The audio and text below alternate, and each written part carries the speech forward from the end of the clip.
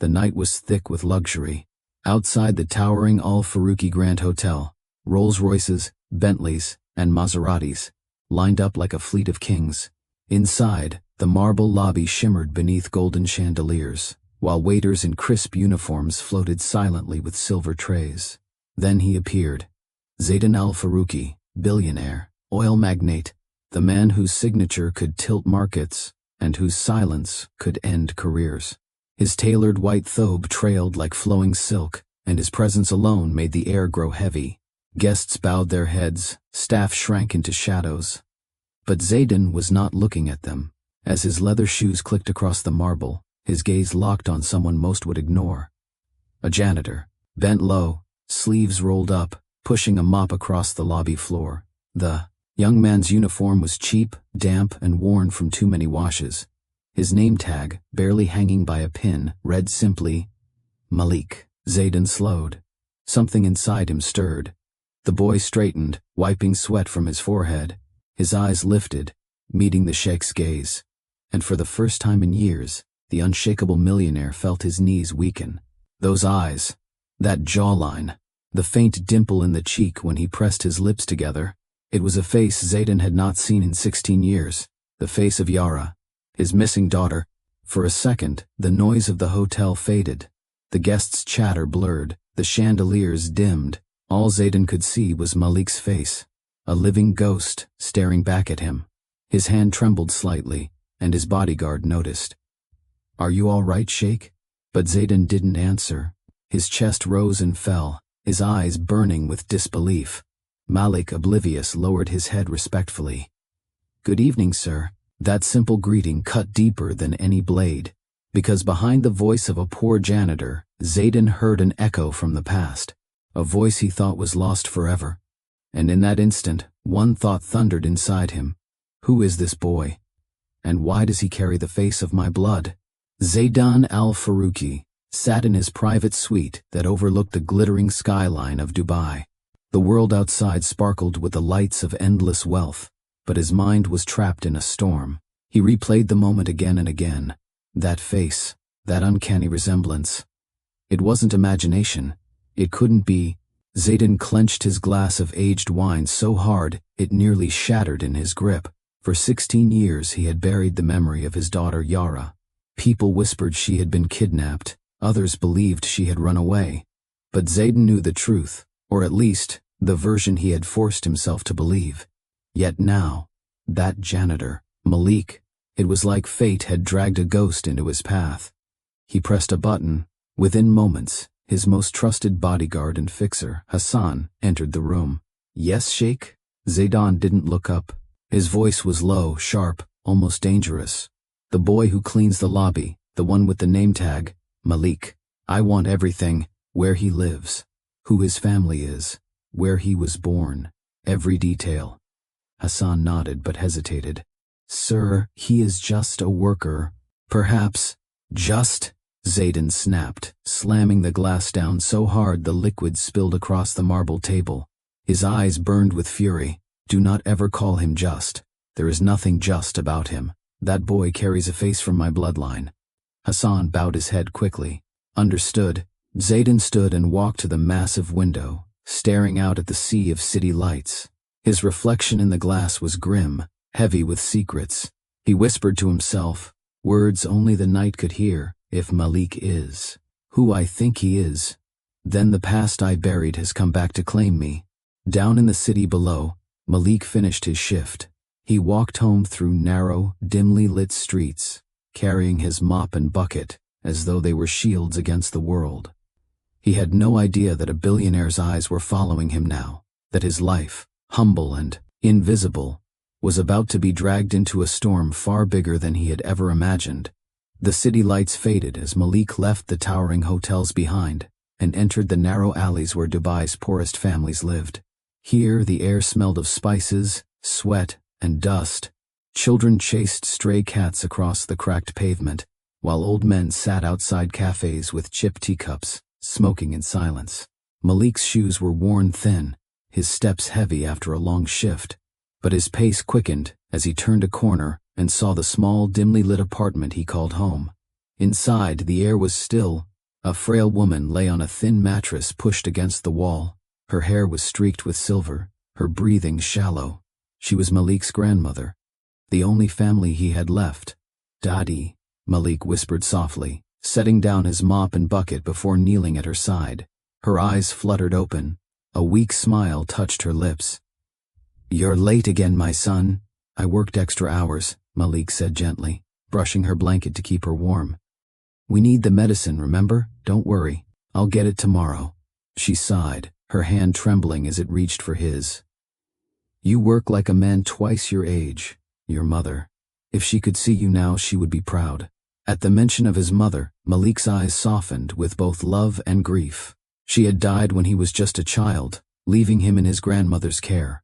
He reached into his pocket and pulled out a small object, a silver locket, old and scratched, hanging from a simple chain. Inside was a faded photograph of a young woman, his mother, and on the back an engraving, an intricate Arabic crest. His grandmother's gaze fell on it. For a moment her eyes filled with something deeper, worry, almost fear. "Never lose that locket, Malik," she whispered, her voice fragile. "It holds the truth of who you are. One day it will speak louder than anything I can tell you." Malik nodded, closing the locket gently in his palm. He didn't understand why the old crest mattered, or why his grandmother's voice always shook when she spoke of his mother's past.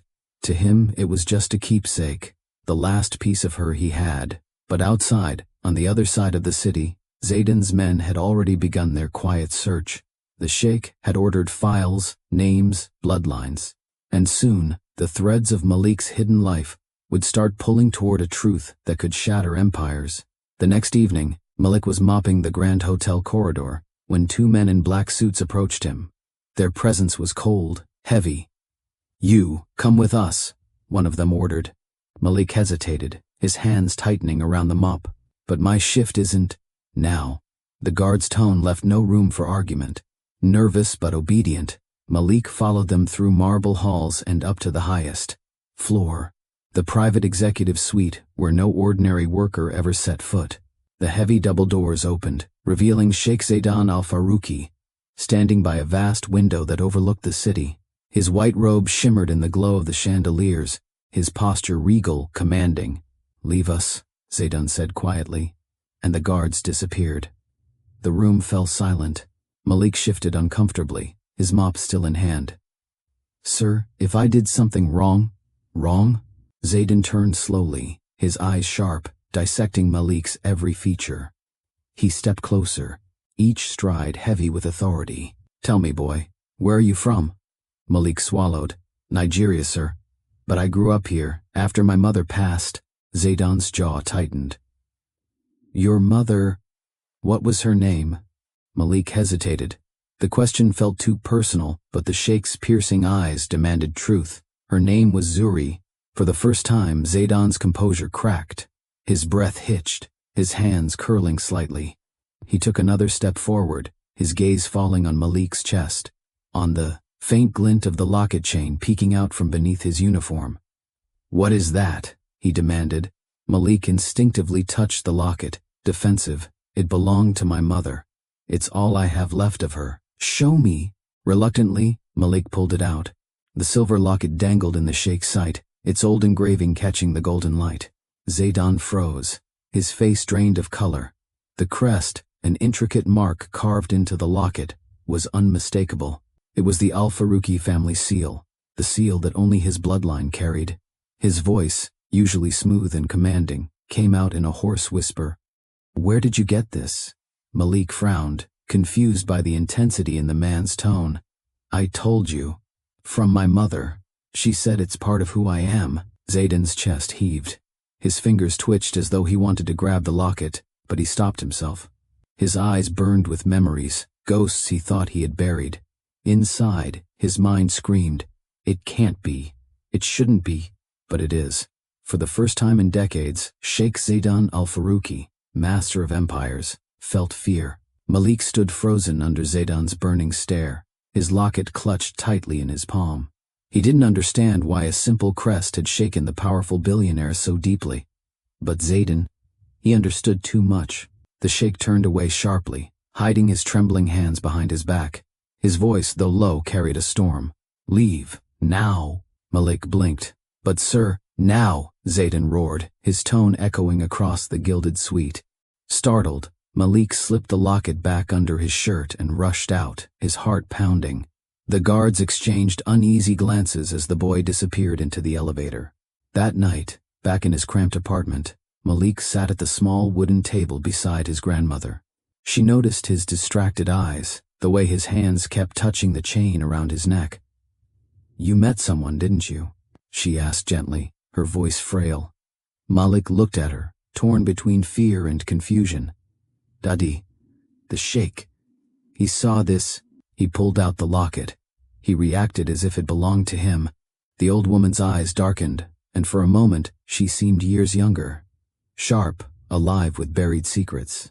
She reached under the mattress and pulled out a leather-bound diary, its cover cracked and worn with age.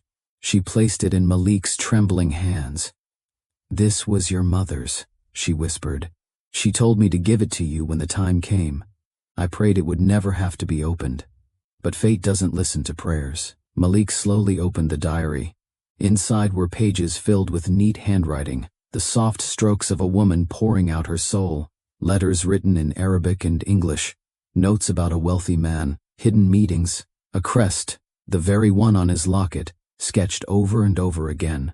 His breath caught when he saw a name scrawled across the page, again and again. Zaydan Al-Farouqi. Malik's hands shook. His mother had known this man, the most powerful Arab millionaire in Dubai. And deep inside, Malik felt a truth rising, one that terrified him, that he wasn't just a poor janitor with no past, that his blood carried a story powerful men wanted buried. His grandmother touched his shoulder, her voice trembling. "Your mother carried love, betrayal, and danger in her heart. And now, Malik, those ghosts have found you." The chandelier-lit dining hall of the Al-Farouqi estate glowed with opulence. Long tables dressed in gold and ivory were set with crystal glasses and silver platters. The city's elite, businessmen, dignitaries, and politicians, filled the room with polite laughter and whispers of deals worth billions. At the head of the table sat Sheikh Zaydan, his expression calm but his mind restless. Tonight, he had arranged more than just a dinner. Tonight, he would test the boy. The doors opened, and Malik entered nervously, escorted by guards. His worn jacket and clean but modest clothes clashed against the luxury around him. The wealthy guests stared, eyebrows raised, murmurs spreading like wildfire. "What is a janitor doing here?" one whispered. "Zaydan must be amusing himself," another smirked. Zaydan gestured toward Malik with a faint smile, his tone dripping with mockery. "Gentlemen, tonight we have an interesting guest. A worker from my hotel. Tell me, boy, what wisdom does a mop bring to a table of kings?" Laughter rippled through the room. Malik's face burned, but he kept his eyes steady, his grandmother's words echoing in his head. "One day, the locket will speak louder than you." He straightened his shoulders. "I don't bring wisdom of gold, Sheikh, but I bring truth, and sometimes truth cuts deeper than a blade." The laughter faltered. Some guests exchanged surprised looks. Zaydan leaned forward, eyes narrowing. "Truth, you say? And what truth could a janitor possibly hold?" Malik reached into his shirt and pulled out the silver locket. The crest glimmered in the candlelight. "This truth," he said firmly, "this symbol, my mother gave it to me, and it matches the seal on your family's gates. Tell me, Sheikh, why does a poor cleaner like me carry the mark of Al-Farouqi blood?" Gasps erupted around the table. Forks clattered, wine glasses trembled in hands. The guests stared between Malik and Zaydan, their eyes wide with shock. Zaydan's face turned stone cold, but his hands tightened on the armrest of his chair. For a man known to command silence with a glance, this was the first time he seemed cornered. Malik's voice rose, strong and unwavering now. "My mother's diary carries your name, again and again. So tell me, Sheikh Zaydan, was she nothing more than a servant to you or something more?" The room fell silent. The mighty sheikh, feared across empires, was suddenly a man under fire. And the fire came not from his rivals, but from a boy he had dismissed as invisible. The dining hall, moments ago filled with murmurs and laughter, had fallen into suffocating silence. Every pair of eyes darted between Malik and Sheikh Zaydan, as though waiting for thunder to strike. Malik, his hand steady now, reached into his worn satchel. From within, he pulled out the weathered leather-bound diary, his mother's most guarded possession. He placed it gently on the gleaming tablecloth, its cracked edges a stark contrast to the polished crystal and gold. "This," Malik said firmly, "is my mother's truth, her words, her pain, her story." The guests leaned forward, curiosity overpowering etiquette. Zaydan's eyes widened ever so slightly, his chest tightened. He knew what lay in those pages, memories he had locked away, sins he thought buried beneath layers of power. Malik opened the diary, flipping through pages filled with neat handwriting. He stopped, then read aloud. "Zaydan says he will protect me. Zaydan swears our love will remain secret, but secrets burn, and my heart fears the fire of his world." Gasps circled the table. Malik turned another page, his voice louder now, unflinching. "If he abandons me, let this diary be the only witness. Let my child one day know that he was born not from shame, but from love that the world could not accept." He looked up, eyes locking with Zaydan's. "My mother wrote these words. Your name is here, her tears are here, and I am her child." The diary trembled in Malik's hands, but his voice did not. "So tell me, Sheikh, am I a liar? Or am I your blood?" The guests erupted into whispers. Some looked horrified, others thrilled by the scandal unraveling before them. Zaydan's hand slammed against the table with such force that the wine glasses rattled. His face was dark, his pride bleeding. "Enough!" he roared, his voice booming across the hall. "This is a trap, a performance, lies crafted to humiliate me." But, in his fury, his denial seemed brittle. For the first time, the mask of the untouchable sheikh cracked, revealing something raw beneath. Fear, and in that crack, the truth Malik carried began to shine brighter than the gold walls surrounding them. The thunder of Sheikh Zaydan's denial still echoed across the grand hall, when a softer, trembling voice rose from the other end of the table. "Father, stop."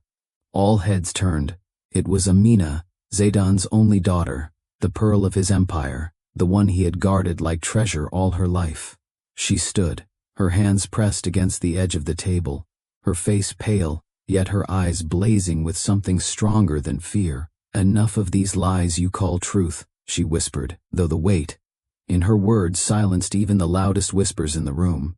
Zaydan turned sharply, his anger shifting. "Amina, sit down. You don't understand." "I understand perfectly," she cut him off. Her voice quivered, but it carried power. "For years I've felt your distance, your secrecy, your guilt hidden beneath gold. And now, I see why." She looked at Malik, tears forming in her eyes. "Because he has my face, my eyes. He is family, and you've kept him in the shadows while we basked in light." The hall gasped again. Amina's words were sharper than Malik's diary, for they came not from anger but from the heart of Zaydan's own bloodline. Zaydan's jaw tightened. "You dare question me? Your father?" Amina's lips trembled, but she did not look away. A true father does not bury his children in silence. A true father does not let one child grow in luxury while another grows in hunger. "If this is who you are, then maybe you are not the father I thought you were." Her words cut deeper than Malik's accusations ever could. The mighty sheikh, who had commanded armies of businessmen and silenced politicians, with a glance, now stood powerless before his own daughter's truth. Malik took a step forward, his voice low but steady. "She sees it, Sheikh, because blood recognizes blood, even when pride blinds the eyes." The room felt like it was holding its breath, waiting for the next fracture in Zaydan's empire to shatter. The air in the marble hall was so heavy that even the flickering chandeliers seemed to dim. Sheikh Zaydan's chest rose and fell rapidly, but before he could reclaim authority, a deep, commanding voice broke through the tension. "Zaydan." The crowd shifted as Sheikh Karim, Zaydan's oldest business partner and longtime ally, stepped forward. His presence carried weight. This was the man who had built oil empires with Zaydan brick by brick, but his face was lined with sorrow, not loyalty. I kept your secret for 2 decades, Kareem said, his voice echoing across the stunned hall. I stayed silent when I found out about the girl, about the fire that wasn't an accident. But now... He turned to Malik, then back to Zaydan. Now the truth has walked into your house wearing your wife's eyes, and I cannot stand with you any longer. Gasps erupted. Zaydan staggered as though struck, his hand gripping the edge of the table. Kareem, you promised... I promised to protect your empire, not your sins, Kareem roared, his voice shaking the glassware. We buried too much in sand. The lies, the silence, they are bleeding through. At that moment, another voice joined in. Rashid, a former driver, now old and frail, who had slipped into the back of the hall unnoticed. His voice cracked with age, but his words were sharp as blades. I was there, Sheikh. The night the fire took her, I carried the child. I carried her from the smoke, but when I brought her to you... His eyes brimmed with tears. You told me to make her disappear. The hall erupted in shock. People clutched their mouths, others whispered furiously, and some stared at Zaydan with open disgust. No, Zaydan shouted, his mask slipping. I was protecting my family. My name. Your name? Rashid spat, his frail body trembling with fury. And what of hers? The child you cast into the streets. The girl who lived without a father while you feasted behind gold gates? That is him, standing before you now. Malik's chest rose with fury and grief, but he stayed silent, letting the tide of truth crush the giant who had denied him. Amina's tears spilled freely as she turned to her father. It's true, isn't it? You abandoned your own flesh and blood. For the first time in his empire-built life, Sheikh Zaydan looked small. His shoulders sagged, his eyes darted desperately, but there was no escape, not from the truth, not from Malik's eyes, not from the judgment of his daughter. The throne of the mighty Sheikh was cracking, not by fire, not by war, but by the very people he thought too weak to challenge him. The silence in the hall was deafening. Every eye bore into Sheikh Zaydan, once untouchable, now stripped bare by the ghosts of his past. His trembling hands clutched the edge of the grand table, but there was nothing left to hold on to. Malik stepped forward, his voice calm yet filled with years of buried fire. You built an empire of marble, Sheikh, but you built it on sand, on lies, on abandoned blood, and tonight the tide has come. Zaydan's lips parted, but no words came. For the first time, the master of every room had no power, no defense. Amina's voice cracked as she spoke, her tears shining in the chandelier's glow. You taught me to be proud of our name, father, but what pride is there in a legacy of betrayal? Malik, he is my brother, whether you accept it or not. The room erupted with whispers, some sympathetic, others harsh. Allies who once bowed to Zaydan now looked at him with disgust. His empire was crumbling before his eyes, not by force, but by truth. Malik placed a worn envelope on the table. Inside were documents, birth records, diaries, testimony from those who had kept silent too long. I don't want your money, he said firmly. I don't want your titles. I only want the truth to breathe. For my mother, for myself, and for the child you tried to erase. Zaydan's knees weakened, and he sank into his chair, a broken man. His once booming voice was now a whisper. I thought I was protecting everything I built, but I was only destroying the very blood that gave me strength. Malik's eyes softened, but his resolve did not waver. It's too late for excuses, but not too late for repentance. The world will judge you. History will remember you. The choice is yours, to hide in shame, or to finally face the truth you've buried for decades. Zaydan lowered his head. For the first time in his life, the Arab millionaire was no longer a master, but a man undone by his own pride. Wealth can build palaces, but only truth can build a legacy. A father's denial created pain, but a son's courage restored dignity, because in the end, blood cannot be erased by lies. It will always find its way home.